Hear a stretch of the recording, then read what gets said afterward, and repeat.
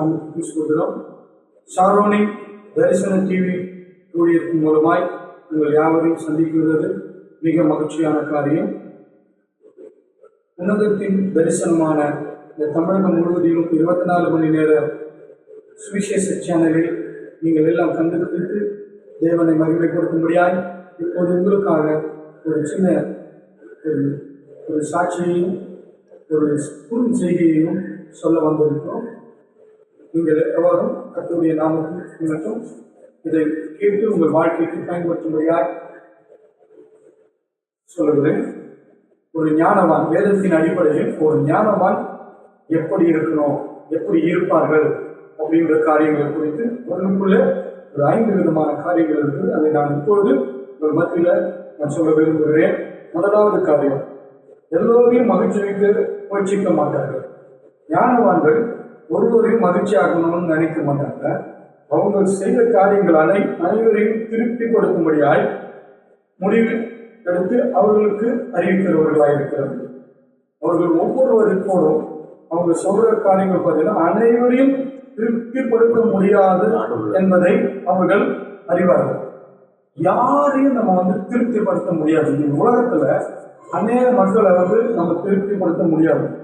அநேகரை நம்ம என்ன சொன்னாலும் எங்களுக்கு எல்லாம் தெரியும், நாங்கள் எல்லாம் தெரிந்தவர்கள், அறிந்தவர்கள் அப்படின்னு சொல்லி தப்பித்துக் கொள்ள பார்ப்பார்கள். அது நம்ம அந்த காரியத்திலிருந்து அவங்க விலகி பார்ப்பார்கள். இதுதான் நான் சொல்லுகிற ஒரே காரியங்கள், எல்லோரையும் முயற்சிக்க மாட்டார்கள். அப்போ அவங்களுடைய காரியங்கள் பார்த்தீங்கன்னா அனைவரும் திருப்திப்படுத்த முடியாது என்பதை அவர்கள் அறிந்தவர்கள். யாரு? ஞானவான்கள். அவர்கள் அந்த காரியத்தில் அவங்க சொல்ல மாட்டாங்க.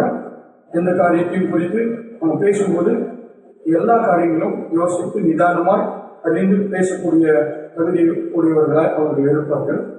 அதுல பார்த்தீங்கன்னா ஞானவான்கள் கோபப்படாதவர்கள். ஞானமா இருக்கிறவங்க, புத்தியா இருக்கிறவங்க கோபப்பட மாட்டாங்க. தாழ்மை, அன்பாய், ஞானத்துடன் அவங்க பேசுவாங்க. கர்த்தருடைய வார்த்தையின்படி அவர்கள் எல்லாத்தையும் பொறுமையுள்ளவர்களாய் ஞானமாய் பேசக்கூடியவர்கள். ஆனால் கோபத்தில் அவர்கள் முடிவு எடுக்க மாட்டார்கள். கோபம் வந்துச்சுன்னா ஒருவருக்கு அந்த நேரத்தில் முடிவு எடுக்க தெரியாது. அதனால கோபத்தில் முடிவு எடுக்க மாட்டாங்க ஞானவான்கள். அவங்க உணர்ச்சியில் எடுத்த முடிவுகள் பெரும்பாலும் தவறாக தான் முடியும். உணர்ச்சியில் எடுத்த முடிவுகள் பெரும்பாலும் தவறாக முடியும். அந்த மாதிரியான காரியங்கள்ல ஞானவான்கள் அவர்கள் கோபத்தில் முடிவு எடுக்காதவர்கள். நாமும் அதை பற்றி நம்ம அறிஞ்சிட்டோம்னா நாமளும் அது மாதிரி நடந்தா நன்மையா இருக்கும், நல்லது நடக்கும் அப்படின்னு தெரிந்து கொள்ள வேண்டும். அடுத்த காரியத்தை பார்த்தீங்கன்னா 3வது காரியம் சொல்றேன். அவங்க ஞானவான்கள் நேரத்தை வீணாக்க மாட்டாங்க. நேரத்தை வீணாக்கி காலங்களை வேஸ்ட் பண்ற மாட்டாங்க. காலகட்டங்களை அவங்க உபயோகமா பயன்படுத்தக்கூடியவர்கள். ஒவ்வொரு நேரத்தையும் பலனுள்ளதாக பயன்படுத்த முயற்சிக்கிறவர்கள் தான் ஞானவான்கள். ஒவ்வொரு நேரம் காலங்களை அறிந்து குறிப்பிட்ட நேரத்துக்கு என்ன அவங்களுடைய வாழ்க்கையில என்னென்ன காரியங்கள் நடக்கும்னா, சபைக்கு ஒழுங்கா போவாங்க, அவங்க வேலை செய்யறவங்க இருந்தால் வேலைக்கு ஒழுங்கா போவாங்க, அவங்க படிக்கிறவங்க தான் ஸ்கூலுக்கு ஒழுங்கா போவாங்க, காலேஜுக்கு ஒழுங்கா போவாங்க. அதே போல ஃப்ரெண்ட்ஸ் கிட்ட சொன்னா அந்த நேரத்தை கடைபிடிப்பாங்க. இவங்க தான் ஞானவான்கள். அந்த ஞானவான்களுடைய அவங்களுடைய காரியங்கள்ல 3வது காரியத்தை நேரத்தை வீணாக்காதவர்கள். ஒவ்வொரு நாழிகையும் பயனுள்ளதாக பயன்படுத்த முயற்சிக்கிறவர்கள். ஒரு செகண்ட் கூட வீணாகக்கூடாது அப்படின்னு நினைக்கக்கூடியவர்கள். அதை பயனுள்ளதாக பயன்படுத்தக்கூடியவர்கள் தான் ஞானவான்கள். அடுத்த கட்டமாக 4வது, அவர்கள் ஞானவான்கள் தங்கள் தவறுகளை மற்றவர்களை குறை சொல்ல மாட்டார்கள். தங்களுக்குள்ள தவறுகள் இருந்ததுன்னா, மற்றவங்களுக்குள்ள தவறு இருந்ததுன்னா அதை குறையா சொல்லி அவங்கள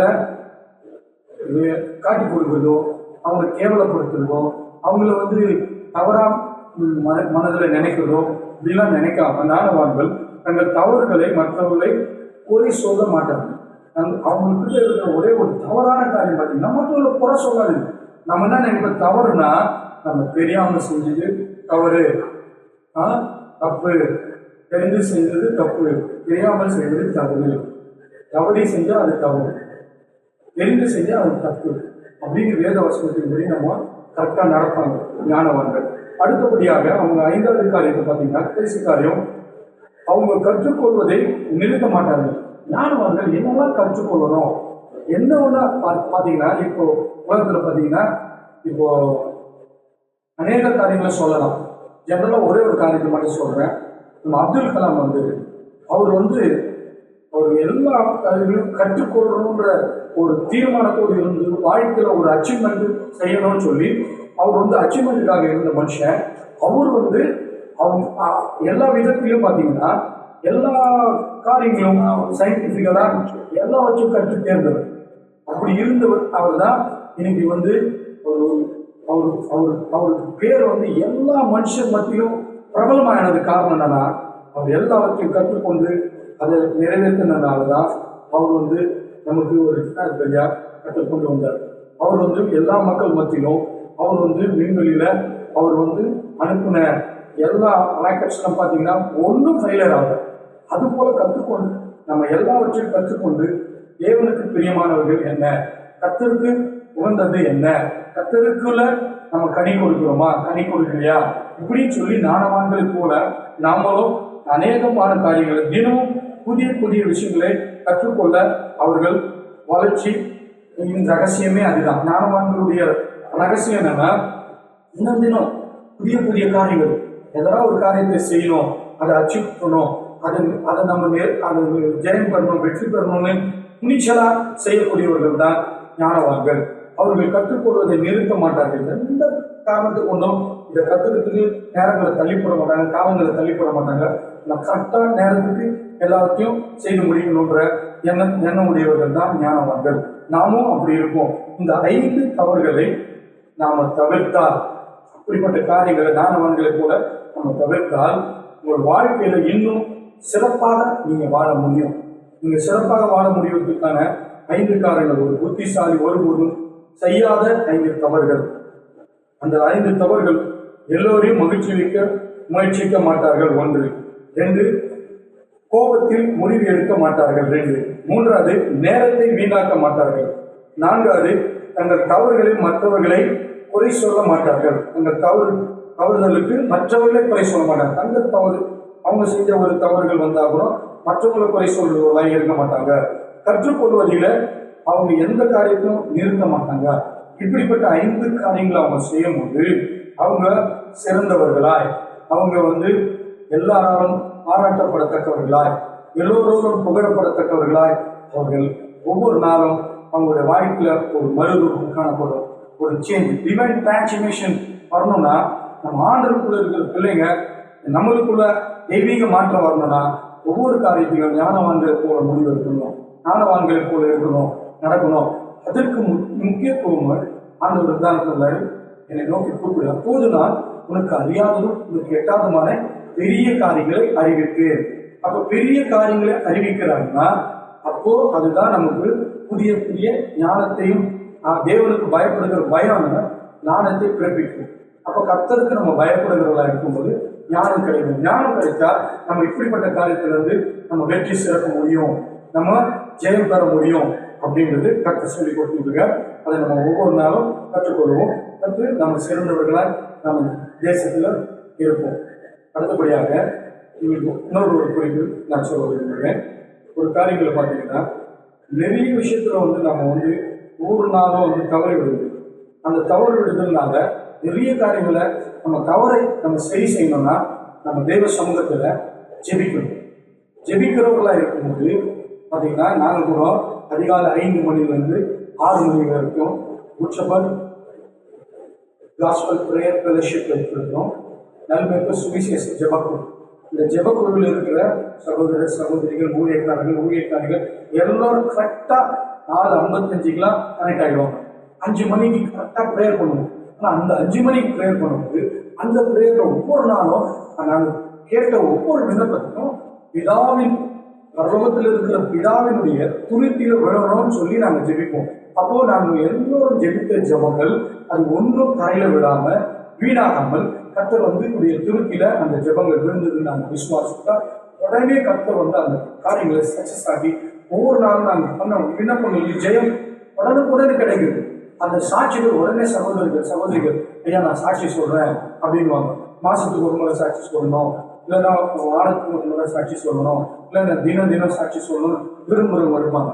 சரி, கர்த்தர் செஞ்ச நன்மைகளை நீங்கள் ஒரு ஷார்ட்டாக உங்கள் ப்ரேயர் டைமில் கரெக்டாக சொல்லிடுங்க அப்படின்னு சொல்லுவோம். அப்போ அவங்க சொல்லுவாங்க, பார்த்தீங்கன்னா ஐயா, எங்கள் குடும்பத்தில் சமாதானத்தை வச்சுருக்கா ஜோமனம், இன்னைக்கு சமாதானமாக இருக்கணும். எங்கள் குடும்பத்தில் ரட்சிக்கப்படாதவங்களுக்காக நாங்கள் ஜெப குறிப்பு வச்சோம். ஆனால் அந்த ஜெப குறிப்பு எங்கள் குடும்ப சொந்த பந்தங்கள்லாம் ரட்சிக்க மாட்டாங்க. எங்கள் பிள்ளைங்க படிப்புக்காரத்துக்காக நாங்கள் ஜெபம் பண்ணோம் இந்த ப்ரேயர் டைமில். ஆனால் அந்த ப்ரேயரில் அதிகாலையில் வந்து ஜெபிக்கும் போது பிள்ளைங்க வந்து ஆர்வமாக படிப்பில் ஆர்வமாக இருந்து பாஸ் பண்ணாங்க. எங்கள் பிள்ளைங்க 10th படிக்கும்போது இவங்க ஃபெயில் ஆகிடுவாங்களே நாங்கள் பயந்தோம். ஆனால் பயந்து அவங்க ஞானத்துக்கு பெறணும், நல்லா ஆர்வமாக படிப்பில் அவங்க கவனம் செலுத்தணும் அப்படின்னு சொல்லி நாங்கள் ப்ரேயர் பண்ணோம். அந்த ப்ரேயர்லாம் சக்ஸஸ் ஆச்சு ஐயா. அதுபோல் 5 மணி ஜெபத்தில் சக்ஸஸ் இருக்கு. இதனுடைய ரகசியம் வந்து கர்த்தர் எங்களுக்கு கொடுத்துருக்கிறார். அதை நாங்கள் தட்டி கழிக்க மாட்டோம். கரெக்டாக நேரத்துக்கு வருவோம், ஜெபிப்போம். அதுபோல் வீட்டில் இருக்கிறவங்க சகோதர சகோதரிகள் ஜெபிக்கணும், ஊழியக்காரங்க ஜெபிக்கிறாங்க, அவங்க ஜெபித்தா போதும்னு நம்ம சொல்லிவிடக்கூடாது. விசுவாச பெருமக்களாகி நாமும் ரட்சிக்கப்பட்ட ஒவ்வொருவரும் அதிகாலையில் நம்ம எழுந்து ஜெபிக்கும் போது கர்த்தர் ஒரு சொன்ன ஒரே வார்த்தை என்ன சொல்லியிருக்கிறார்? அதிகாலையில் என்னை தேடுகிறவன் கண்டடைவார். அப்போ அதிகாலையில் தேடும் போது நம்ம கண்டடையணும். கேளுங்கள் தரப்படும், தட்டுங்கள் திறக்கப்படும், தேடுங்கள் கண்டடைவீர்கள். இப்போ கேளுங்கள் தரப்படும், தட்டுங்கள் திறக்கப்படும், தேடுங்கள் கண்டடைவீர்கள். அப்போ நம்ம தேடனாதான் கர்த்தரை தேடும் போது நம்ம கண்டடைய முடியும், அதை நம்ம பெற்றுக்கொள்ள முடியும்ன்ற அந்த விசுவாசத்தோடு நம்ம இந்த ஜெப ஊழியத்தில் என் தேவனுடைய கிருபையில நம்ம நின்றுனா ஞானவான்களை புத்தியாய் நம்ம ஒவ்வொரு நாளும் கர்த்தர் நடத்துவார். இதற்கான ஒவ்வொரு காரியங்களையும் நம்ம பார்க்கும்போது அந்த காரியங்களை இப்போது நான் உங்கள் மத்தியில் நான் சொல்ல விரும்புகிறேன். இந்த காரியங்களை நம்ம இப்போது பார்ப்போம். ஒரு காரியத்தை நம்ம அறியணும்னா முதல் வந்து அ ஆ இ ஊன்னு சொல்லி நம்ம படிக்கிறோம். அந்த அ ஆ இ ஊல ஜெபங்கள் என்ன, இதை நான் இப்போது உங்களுக்கு சொல்கிறேன். ஆ என்றால் அதிகாலையில் ஜெபித்தால் அதிசயம் நடக்கும். ஆ என்றால் ஆவியோடு ஜெபித்தால் ஆசீர்வாதம் கிடைக்கும். இசைந்து ஜெபித்தால் இன்னல்கள் விலகும்.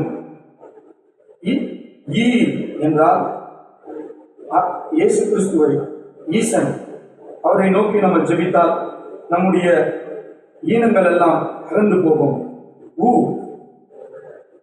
உண்மையாய் நம்ம ஜெபிக்கும் போது ஜெபத்தில் வெற்றிகள் கிடைக்கும், நம்முடைய உயிர் பாதுகாக்கப்படும். அதுக்கடுத்தது ஊக்கமாய் ஜெபித்தால் ஊழியம் வளரும். ஊக்கமாய் ஜெபித்தால் என்றால் எக்காலத்தோடு ஜெபித்தால், எக்காலத்தை போல நம்ம எக்காலம் ஊதுனா அவ்வளோ சவுண்ட் வரும். அது போல என்றால் காலமாக ஜெபிக்கணும்னா எந்த காலத்திலும் ஜெபிக்கணும், எக்காலத்து போல சவுண்டா ஜெபிக்கணும். அப்படி ஜெபிக்கும் போது எழுச்சி உண்டாகும் நம்ம வாழ்க்கையில.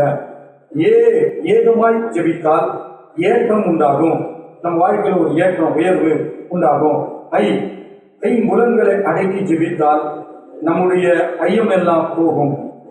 அடுத்தபடியாக ஒன்றாக ஜெபித்தால் ஒத்தாசை வரும். நம்ம எல்லாரும் ஒன்று கூடி ஜெபிக்கும் போது ஒத்தாசை வரும். அதுக்கு அடுத்தது பார்த்தீங்கன்னா ஓங்காரமாக ஜெபித்தால் ஓய்வூதியம் கிடைக்கும். ஓங்காரமாய் ஜெபிக்கும் போது ஓய்வூதியம் கிடைக்கும். ரிட்டர்ட் ஆனவங்களுக்கு அந்த ஓய்வூதியம் தடைகளா இருக்கும், அதெல்லாம் கிடைக்கும் ஓங்காரமாய் ஜெபிக்கும் போது. ஔஷித்தமாய் ஜெபித்தால் நம்முடைய வாழ்க்கையில் இருக்கிற ஓட்டையான காரியங்கள், ஒழுங்கில்லாத காரியங்கள் எல்லாம் நம்மளுக்கு கிடைக்கிறதுக்கு, அந்த ஒழுங்கின காரியங்கள் எல்லாம் மாறுவதற்கு போலதம் கிடைக்கும் என்றால் நமக்கு இழந்து போன, நம்ம பெற முடியாதவர்களா அதெல்லாம் பெற்றுக்கொள்ளக்கூடிய தருணங்கள் வரும். அதுக்கடுத்தது என்றால் ஜெபித்தால் இரும்பு போல் நம்முடைய வாழ்நாள்ல ஸ்ட்ராங்கா இருக்கும். இந்த பி ஸ்ட்ராங் அப்படின்ற அர்த்தத்துக்கு ஜெபித்தால் என்பது இரும்பை போல நம்முடைய வாழ்க்கை, ஜெப வாழ்க்கை உறுதியாக இருக்கும். இப்படிப்பட்ட ஜெபங்களை செய்யும் போது கர்த்தர் நம்மளை ஒவ்வொரு நாளும் பரிசுத்தமாய், உண்மையாய், உத்தமமாய் நடத்த உங்க வாழ்க்கையில ஒரு பெரிய ஒரு சேஞ்ச் வரும். நம்மளுடைய உயர்வு வரும். நம்ம வேலையில் இருந்தாலும் ஒரு உயர்வு, நம்முடைய ஊழியத்தில் இருந்தாலும் உயர்வு, நம்முடைய சமுதாயத்தில் உயர்வு, எல்லாவற்றிலும் உயர்வு. இவங்க எப்படி மேலே வந்தாங்க அப்படின்னு சொல்லி மக்களெல்லாம் அதிசயமா இருக்குது, இது எப்படி நடந்தது, ஆச்சரியமா இருக்குது அப்படின்னா, அப்போ அதிசயங்களும் அற்புதங்களும் செய்கிறவர் நமக்குள் இருந்து இப்படிப்பட்ட காரியங்கள் எல்லாம் நம்மளுக்கு செய்து நம்மளை வெற்றி பெற்று கர்த்தருக்கு பிரியமானவர்களாய் நம்மளை அவருடைய சிநேகிதர்களாய், அவருக்கு நெருங்கினவர்களாய், அவருடைய தாசர்களாய், அவருடைய ஊழியக்காரர்களாய், அவருடைய பிள்ளைகளாய் நம்ம எல்லோரையும் ஒன்று கூட்டி சேர்த்து நமக்கு பெரிய ஜெயத்தை கொடுக்கிறவராய் இயேசு கிறிஸ்து. ஆமென்.